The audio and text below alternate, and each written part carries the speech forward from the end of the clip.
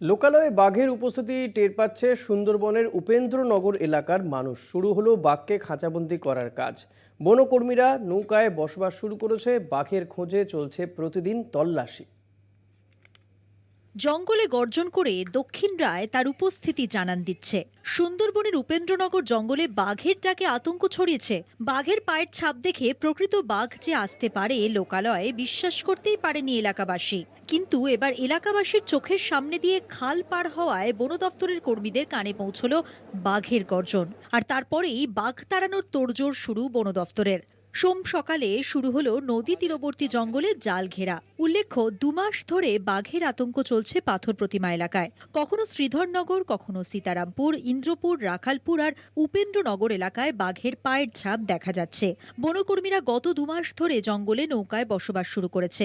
বাঘের খোঁজে চলছে জাল ফেলে প্রতিদিন তল্লাশি। মশাল জেলে বসে বনকর্মীরা। সারা রাত করে এমনি ঘুমাতে পারিনি, সবসময় আতঙ্কেই আমরা আছি।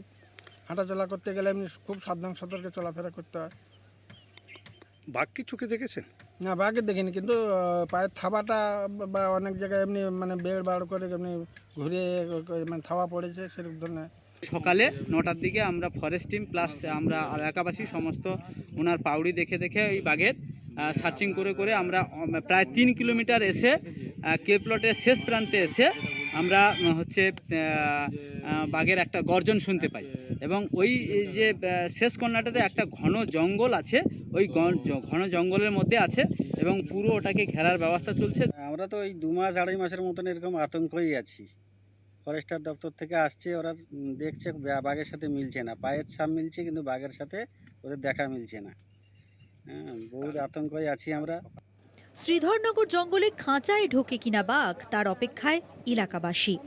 পাথর প্রতিমা থেকে মানুষ প্রধানের রিপোর্ট, কলকাতা টিভি।